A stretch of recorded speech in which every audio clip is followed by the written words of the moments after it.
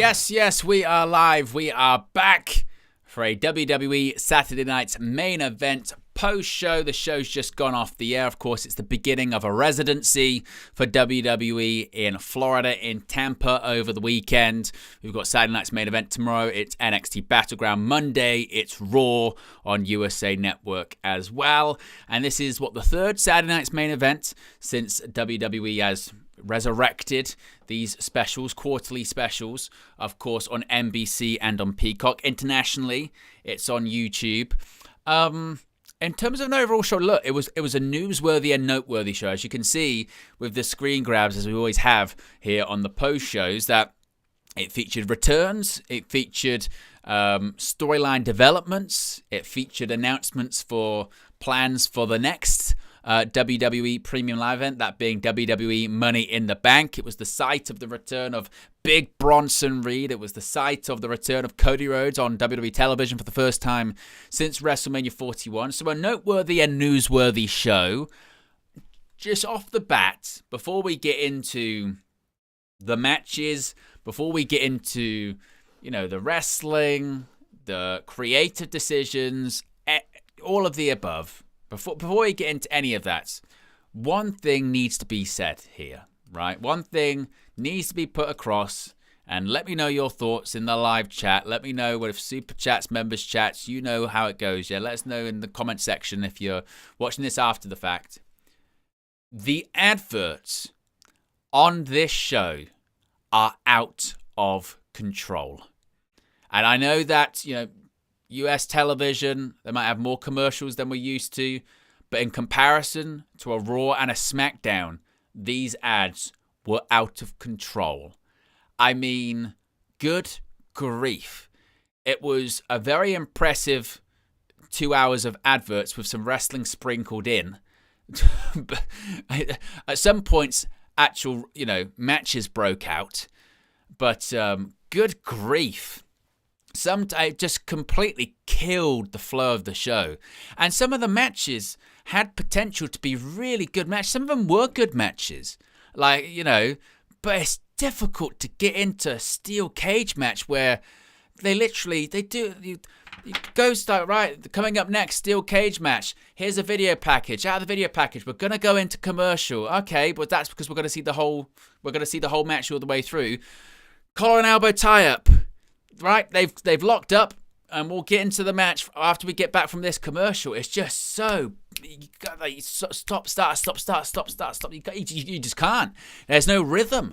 It's impossible to get into any rhythm with the number of commercials. So that was one of the biggest takeaways for me, was just that it's impossible to watch live, isn't it? It's really difficult to watch live because the commercial just totally out of control. And when it comes to, in comparison to Raw, NXT, SmackDown, or what have you, and I know a couple of those shows are on cable, but even when SmackDown was on network on Fox, it wasn't this bad, so wow. I mean, my word, the commercials were just out of control on this show. And factoring in that WWE now has so much product placement that every segment sponsored by Dude Wipes or what have you, that they've got to do a commercial read. It was just crazy. I mean, at some point, legitimately, they came back from commercial. They said, here are some Hall of Famers at ringside. Here is a video package. And then they went to commercial for 5 more minutes. It was insane. Insane. So that's just a big bugbear. We've got 50 people watching already, which is fantastic. If you haven't already, click that like button. Be also sure to subscribe if you haven't. You can see right there, currently at 21,873 subscribers. If you haven't already, join the ever-expanding WNU, that being the Wrestle News Universe. Reminder, tomorrow we'll be live. You can see right there for an AEW Double or Nothing watch-along and a post-show. 2 nights back-to-back of being live here on the channel for watch-alongs and post-shows. So it's a big weekend of wrestling. Let me know your thoughts. Let me know your hot takes. Let me know your opinions on tonight's Saturday night's main event, of course, on NBC and Peacock and on YouTube internationally. In terms of an overall show, as I mentioned, that was very much hampered by commercials.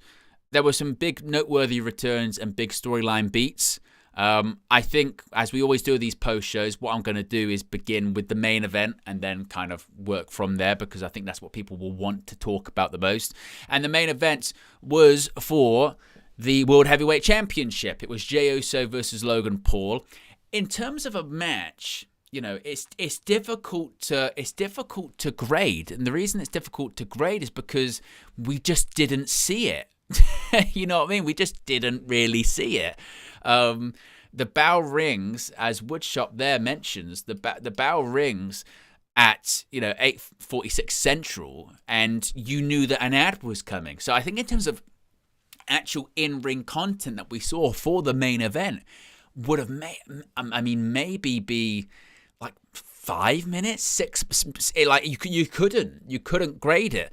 The issue that I think just is obvious, where I've been saying it all the way building up to WrestleMania and coming out of WrestleMania, Jey Uso, obviously super popular, sells a ton of merchandise.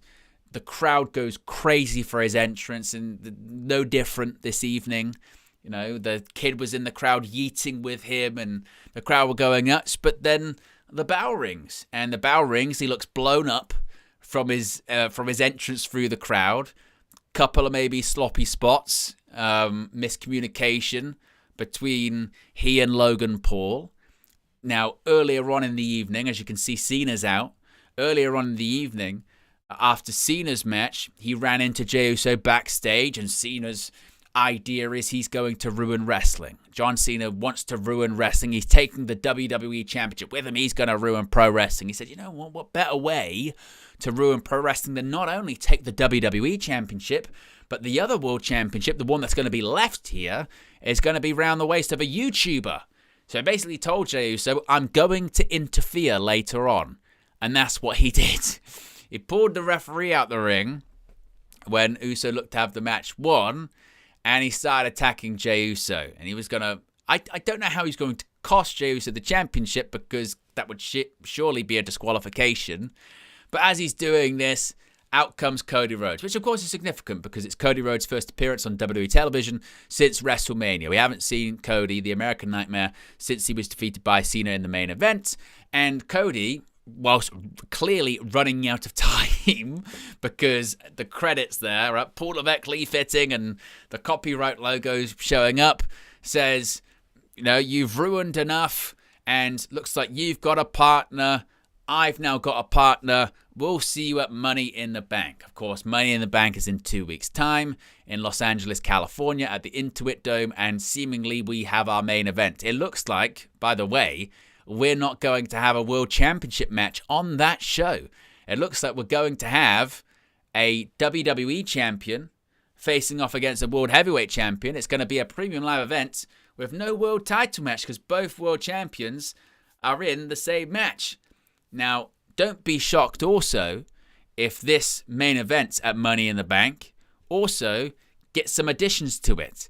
Because recent reports, I believe it was WrestleVotes and PW Insider were first to kind of report this, that an idea was being floated around that it was going to be a tag team match at Money in the Bank, but not just a 2-on-2 tag team match, possibly a multi-man tag team match, i.e. a 6-man tag team match. What we could see is Logan Paul, is John Cena, and Travis Scott. Yes, the same Travis Scott who interfered in the main event of WrestleMania. We haven't seen him since on WWE TV. Travis Scott, main event of WrestleMania, took a lifetime to get out to the ring. He's been training. He's been apparently training with Booker T for a long time, and it could be building to a match at Money in the Bank. So what we could see is Cena, Logan Paul, and Travis Scott facing Cody Rhodes, alongside the World Heavyweight Champion Jey Uso, and a TBD third person on their team. Now, there are two schools of thought. One is that it might be Jimmy Uso, because it's just Jay's brother and the Usos, which had been reported. Others have suggested that maybe WWE is going full spectacle here, and they want to involve not just one star from the music scene, but also another star from the music scene that has wrestled multiple times in WWE, that being Bad Bunny. So what you could see, you could possibly see a situation where it's Cena, Logan, Travis versus Cody, Jey, Bunny.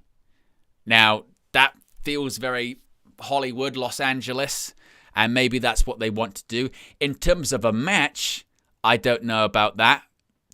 to be honest, it's very pro wrestling sports entertainment, isn't it? You know, you get the celebrity involvement, you get the Hollywood involvement, you get the social media involvement. It's a mega crossover in terms of attention and entertainment. It's a Vince McMahon wet dream, frankly. Because he loved that kind of stuff, celebrities getting involved in pro wrestling. So that's what they're doing. As far as will it be any good, I suppose it doesn't really matter. You know what I mean? It doesn't really matter. It will get all of the attention that people are looking for, that WWE is looking for. So yeah, I don't think WWE will care too much about that. But as far as this match this evening, I mean, Jey Uso, by the way, he technically won, pinned Logan Paul. This is the other thing I didn't understand is Cena pulled the referee out, and he still, after Cody Rhodes came out and attacked Cena and what have you, Jey Uso then hit the splash. The ref counted the 3, even though it was clear disqualification. It's been pulled out of the ring, but okay. And it's all to build to the match at Money in the Bank. But in terms of analyzing and grading this match, I mean, it's difficult to. One, I just barely saw any of it because I watched more commercials than the match. And 2, it was largely an angle to build to Money in the Bank in 2 weeks' time. Cena's appearances are limited, so I don't know how many shows he's actually booked on between now and Money in the Bank. Same with Logan Paul. And I guess now the remaining 2 weeks are about whether they're just going to stick with this being a straight tag, or if it becomes a 6-man tag with Travis Scott and maybe Bad Bunny or Jimmy Uso or somebody else getting involved. We'll have to wait and see. But yeah, it's just difficult to judge, really. How many likes are we currently at? We've got close to 60 people watching, which is great. Let's see if we can get to like 50 likes. We're currently at 17. Let's see if we can get to 50. Be sure to subscribe as well. As I mentioned, a lot of live content and other content coming. Let's see what you guys are saying in the chat, because again, I know a lot of you are. I've got a lot of opinions on this. Jamie says it seemed Cena just ruined Logan's title opportunity. Well, and that's also the logic part of it, right? Which, as people are pointing out, they're going, why does Logan Paul want a team with John Cena? Because he's outwardly insulted him multiple times there. Like, one, as you said, he gets involved in the title match. You could say, well, Logan was losing, but John Cena wanting to ruin wrestling. He's like, I'm going to ruin wrestling by putting the world championship on a YouTuber that doesn't deserve it. So he's outwardly saying, Logan Paul shouldn't be world champion. Him having the world title will ruin wrestling. And Logan Paul's meant to be like, right, we're on the same page. I'm out here proving myself and trying to show and display that I'm worthy to hang with these guys. The guy I'm teaming with thinks I'm the shits and thinks I'm like a cancer on the industry. And he's happy with that. I guess. I suppose birds of a feather flock together. Enemies make, what's the phrase? Like, I don't even know. The logic is kind of, odd on that one, isn't it? But it's, like I said, it's going to be a big crossover kind of thing, I guess. As Slim says, it will get a lot of clout. It'll get a lot of attention. That's what WWE and TK are looking for. Dan says, how are they going to tie Big Bronson Reed being with the Bloodline 1 month and now Seth with the other? It doesn't make sense unless they're actually working with The Rock. Let's talk about Big Bronson Reed, because that match opened the show. The tag team match. It was CM Punk, Sami Zayn against Seth Rollins and Bron Breakker. I really enjoyed this intro. I really enjoyed this opening match. I thought this was a really good television tag team match. And that's what you have to kind of remember these Saturday night's main events are. They're not premium live events, but they're showcase TV specials. That's the best way to look at them. They're on NBC. In theory, not always the case, but in theory, it's network television, one of the bigger TV channels in America. Therefore, it should be a wider audience than usual. But that's not always the case, because that hasn't been the case, I think, in terms of viewership for these first couple of Saturday night main events. But you want to have big stars on there. You want to have bigger matches on there. And it was a good tag team match, a very good tag team match. I think what you have noticed, actually, is CM Punk, now that he's worked with Seth Rollins a bunch of times, they have really good chemistry. There were different points in this match where CM Punk got the hot tag and did a bunch of different spots with Rollins, and it was so smooth. And the crowd, they really had him right there. Had him absolutely in the palm of their hands, no doubt about it. And what we have is in the closing moments of the match, it looks like Sami Zayn's going to be hitting, I think it's Rollins with a haluva kick. Who gets involved? Paul Heyman. He's at ringside and he grabs Sami Zayn's foot, and the referee's talking to him. And whilst the referee's talking to him, you see just out the corner of your eye, someone jumps over the barricade, and that someone is the returning Big Bronson Reed for the first time since November's Survivor Series War Games. I forgot that happens. I forgot that actually makes noises. That made me jump. Big up, Dwayne. I'll get to your super chat in just a second. But yes, as Paul Heyman's getting involved, you see Bronson Reed. He appears at ringside. He sends CM Punk through the barricade, and that's enough to allow Bron Breakker to hit a spear on Sami Zayn and get the victory. Now, if you watched the WWE Returns videos, it's one of my countdown videos. I think I did it this week or last week, and it was about 5 WWE superstars that are going to return soon. One of them was Big Bronson Reed, and I actually pitched this idea that Bronson Reed could return and align himself with Seth Rollins and Bron Breakker. Or was it when I did new members? I forget. It was one of those videos that I said Bronson Reed could possibly be the thing. And the reason I thought of that is because who was Bronson Reed feuding with just before he got injured? Seth Rollins. That was who he was feuding with on television. He had matches against him at premium live events. In addition to that, I think the plan was that they were going to be main eventing a Madison Square Garden show, the one in the Holiday Tour. I think that was the plan. And obviously, Bronson Reed got injured during the War Games match for doing a tsunami off the top of the cage. Broke his foot, his ankle, and was a nasty, nasty injury. And I'm sure they'll do the explanation on Raw on Monday, which will likely be along the lines of, I was feuding with Rollins, or I didn't see eye to eye with Seth Rollins, but when I was out, when I was down, when I needed help, Seth Rollins reached out to me, and I tsunami'd him, and this guy, Rollins be like, this guy earned my respect. I know just exactly what he's capable of and what he can become. He's the next big thing in WWE along with Bron Breakker, blah, blah, blah, blah, blah. Whatever way they make it work, I like the pairing. I like the pairing because I'm a Bronson Reed fan. I think Bronson Reed being aligned with a Paul Heyman, being in a faction with Bron Breakker. I mean, we saw him. 2024 was the biggest year, really, of Bronson Reed's career. When you look at, obviously, he attacked Rollins. That was a major spotlight moment for him. That angle they did on Raw, where he hit him with a million tsunamis, was a real good angle. That's a proper angle. And you know me, I like pro wrestling angles that people talk about. That was a great angle.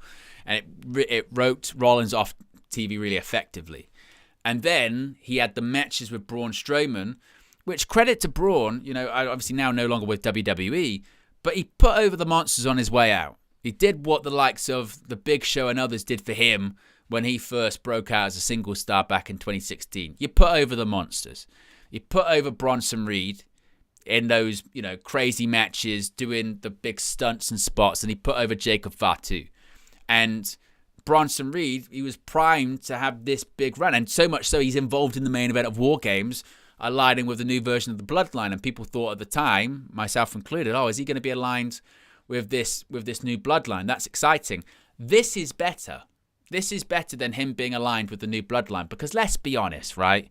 The new bloodline stuff right now, you've got Jeff Cobb, whatever his name is, JC Mateo, you got Solo Sikoa and Jacob Fatu. They're doing their own thing on SmackDown, but it's not the bloodline stuff that it was a year or so ago, 18 months ago. It's not that level of importance. You know, the time of Roman Reigns, Paul Heyman, the Usos, etc., Sami Zayn, that level of importance on the show, it's not there anymore. It's here. It's ongoing, but it's here. It's not what it was. Bronson Reed being involved with Rollins, Breakker, and Heyman on Raw, that is up here. So it's a better spot for him to be in. And they can just, I think, explain it as well. The teaming up at War Games was just a one-time thing. You know, that kind of thing. Dwayne with a super chat. Appreciate you, as always, getting involved, contributing. Like I said, we're a small channel, so it really is appreciated. It really does make a big difference. Says, not going to lie, I'm confused at the moment. The only storyline interesting is Seth Rollins. It's like they're not planning a month or two ahead, just on the go. WWE lock in. Look, it's been a criticism of WWE for a while. I think, you know, we look towards the end of last year when it was the return of Saturday Night's main event, and it was like 2025 is a massive year for WWE. Of course, it was like Raw's going to Netflix, then Elimination Chamber's a stadium show, WrestleMania in Vegas. You know, it's going to be the most viewed WrestleMania of all time because it's going to be on Netflix internationally and Peacock domestically, and etc., etc., etc. And you've got this big European build-up to it as well, where they're going to be doing these shows across Europe, and the crowds are going to be great. And the issue has been, as you're alluding to, Dwayne, is that, unfortunately, they've been doing these big shows and selling the tickets and what have you, but the creative it's just not there. It just hasn't been there. Especially when you compare it to the stories that they were telling a year, 2 years ago with the Bloodline saga, for all of the criticisms of it, it delivered huge in terms of the ratings and was long-term stories with, you know, Sami Zayn and obviously with Reigns and Jey Uso and all the different parts of it. Like, it worked. Then obviously Cody, and finished the story, long-term story with that, and The Rock, for all the madness that was involved in that, the way that they did pivot was compelling. And the creation of the final boss character, and even, you know, the lesser stories, but were still longer form, like Rey and Dominic Mysterio leading to the match at WrestleMania 39. You know, there were these good stories that they told really well and had really good payoffs. And it's like they've run out of them. Triple H has run out of ideas, or the creative has run out of ideas. And as we were going up to WrestleMania, it was like, this doesn't feel WrestleMania-like. And then, obviously, when they had the Cena heel turn at Elimination Chamber, everyone was euphoric. You're like, finally, right, this is WrestleMania. These are the stories you've been trying to tell the last few years. All right, okay, we're going to get this faction, The Rock, Cena. Wow, what a power trip with Travis Scott and Cena's heel. We're going to see different Cena and different gear and different music and this, that, and the other. And then The Rock disappears, and it's like, oh, this doesn't make a lot of sense. And, oh, you mean Cena's not really going to change? And, oh, you mean Cena's just going to come out and cut the same promo every single week? And there's not going to be a lot of explanation for why The Rock disappeared. And, you know, it's just like that was, and then WrestleMania, of course, a great main event of night one. The build to it was amazing, but the main event delivered, and then the main event of night two sucked. And yeah, you're right. I think WWE, I think right now, they're fortunate that because the last 2 years, 2.5 years, they have told real good stories. They're hot. They're hot. It's like for those that didn't live through it or experience it, when you go back to the Attitude Era, if you watch it week to week to week, you'll be quite stunned at actually some of the shows. And there are long stretches of time, particularly in, you know, like times they're doing record business, like 99, 2000, where some of the shows really aren't good. But because in 97, when business was down, but 97, in terms of quality stories, they told really good stories in 97. 98, they told really good stories. Beginning of 99, they told really good stories. During that time, that will carry you for like 2 or 3 years, maybe even longer, because people are invested in the characters and, you know, what's happened previously. But there is a limit on it. And you do feel like that kind of hot streak they were on in terms of storytelling isn't there at the moment. In terms of tickets and ratings, they're still there. They're still there. They're still selling out. There's the reason they're charging so much, because they can. But I think you're right in terms of the quality of story that's been told this year. It does feel very scattergun, very shotgun, very let's pivot, let's figure this out, let's do this. You know, it's just not there. It's just not there at the moment. And I think they are also fortunate that, to an extent, with the Cena stuff, like, it doesn't matter really, does it? You know, John Cena's retirement tour is going to sell out regardless. The last time Cena's in City X, it will sell out. Cena on Saturday night's main event, people will watch, because how many more times are you going to see Cena wrestle? Cena versus Randy Orton, people are going to watch. Cena versus Punk, when they do it, people are going to watch. And for as much as people will bemoan the match quality for that upcoming thing, Money in the Bank, people will watch. So WWE, they're fortunate Cena's doing this now, because it does it in a way actually give them time to be like, phew. And I think this is what this is. This Rollins, Breaker, Bronson Reed stuff, this is like, we need to get something going, because at the end of the year, Cena's not going to be here anymore, and we need something that's going to be hot. We need something that's going to help us. And at the moment, you can't really see what that is. And I think the hope is, like Triple H has gone to, as he said during his Hall of Fame speeches, consigliere Paul Heyman, and been like, what have you got for me? Can you think of something we can do here? And I think that might be, this is what they're attempting to do. Whether or not it works, we shall see.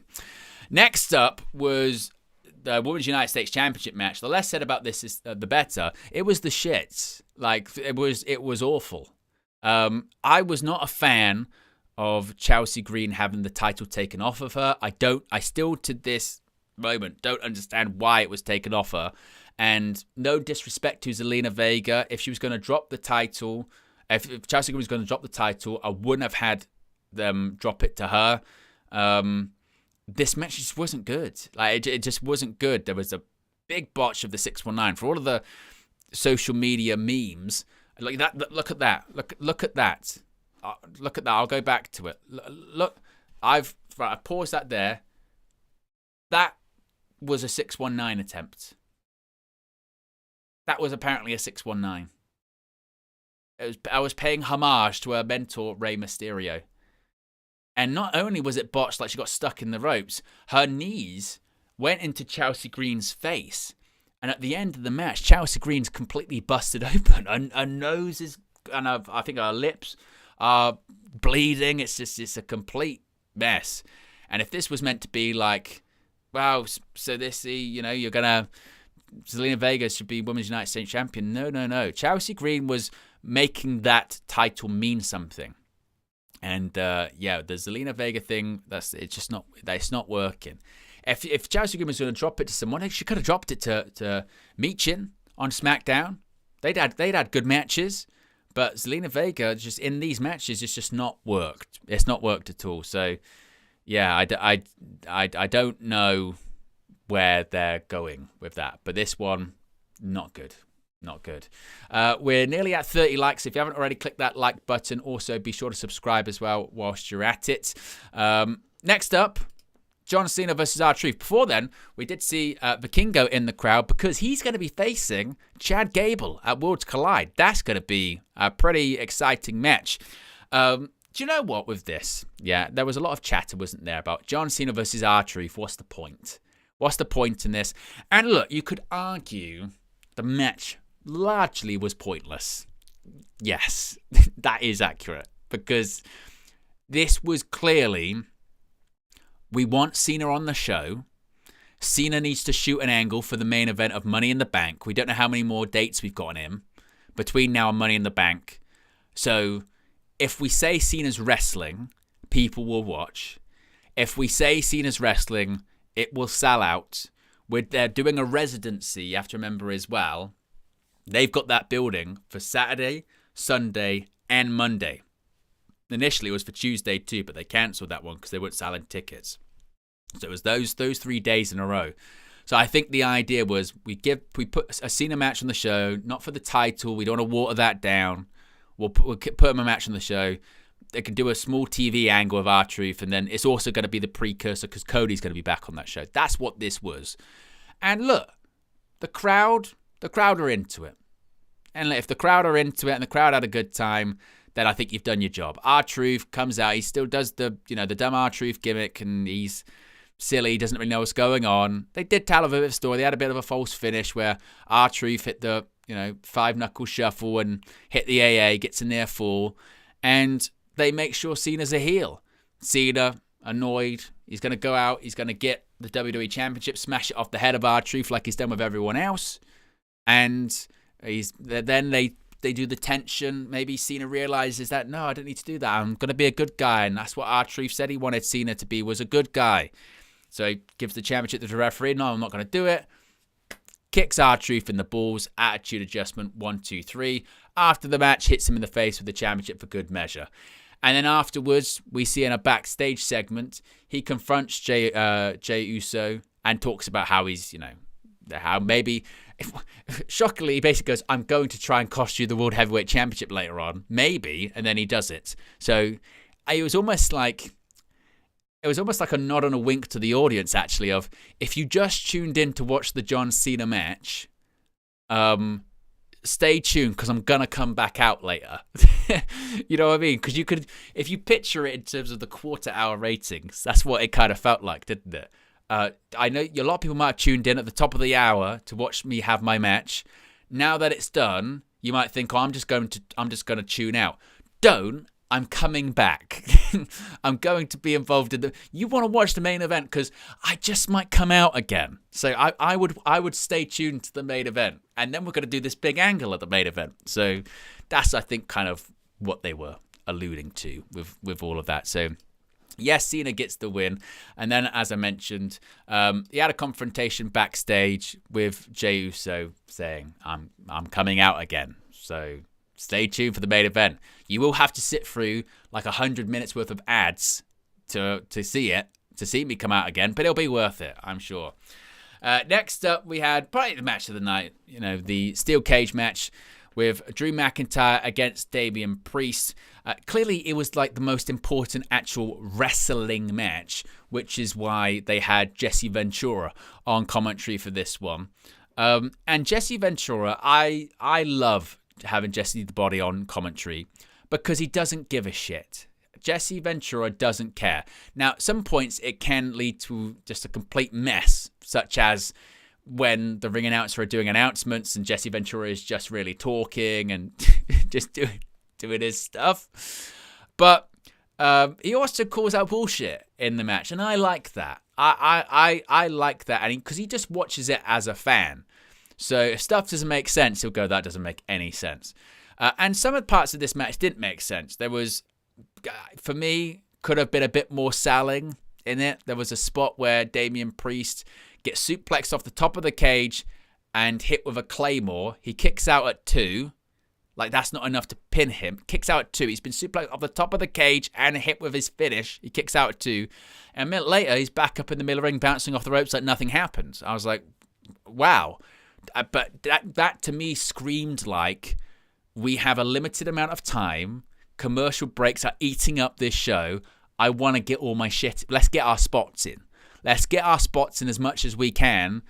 And you do feel like maybe it would have been worth someone pulling them to one side, being like, don't try and get everything in because you're just not going to have the time. What's the big spot you want to do and build it around that maybe. So we get to the finish where a chair's introduced. You can see it right there. Damian Priest hits McIntyre with a concerto and then walks out.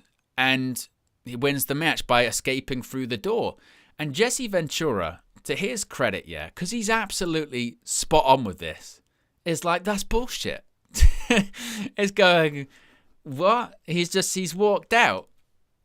That doesn't seem very babyface-like to do. And, Michael Cole, bless him, tried to explain it like, well, he's showing that he can walk out, and that's how much he's decimated Drew McIntyre, and it's emphatic, and it's a big statement. But like Jesse's kind of saying, the escape the cage door that's kind of like the heel, isn't it, really? That's kind of like the heel thing to do. If you're a babyface and you win by escaping the cage, usually the best way to do it is you're racing, and it's a race against time, and you just escape somehow, some way. They're kind of escaping through. I understand what they're trying to say. Oh, he beat him so bad he could just walk out. But for me, and again, maybe this is the old-fashioned part of me, the babyface pins or submits his opponent. That's what he does. I don't like the escape the cage rule anyway. For me, a steel cage match is you're locking two people inside of a cage to settle their issues, and there's nowhere to go and nowhere to run. So I don't like the idea. Like, for me, a steel cage should have a padlock on it so you can't get out. And it's up so high that they can't even climb, and all that kind of stuff. That's what I prefer. I know that's not always the way with cage matches, but that's just, again, the old school part of me. But certainly the babyface for me should never escape through the door, because I just don't, especially a babyface like Damian Priest, a big, rugged babyface, strong guy. I thought that was a bit of a weak finish.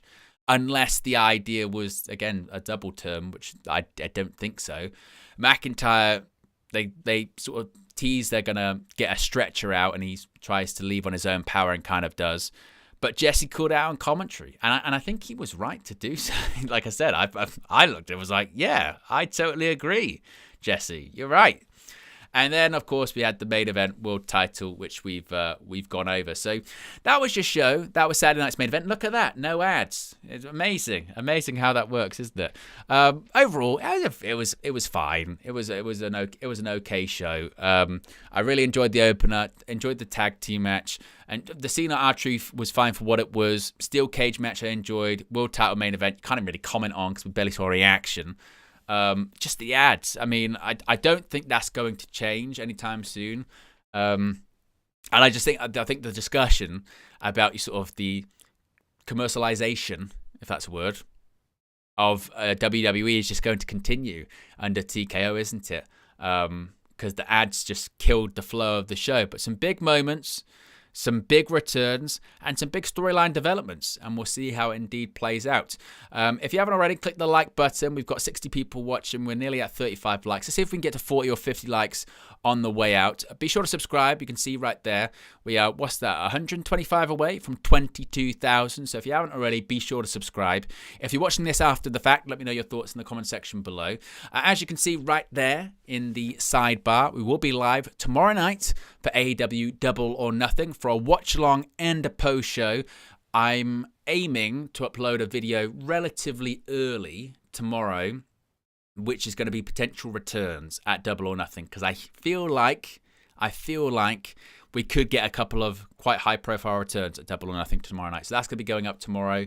And then if I've got time, there'll be another sort of Double or Nothing surprises, prediction-y kind of video coming out as well. And then, of course, we'll be live for the watch-along and the post-show. So plenty of content on the horizon. And then all of the news videos and everything else in between. Appreciate everyone for tuning in. Click the like button, subscribe on the way out, and I'll see you again tomorrow. Peace.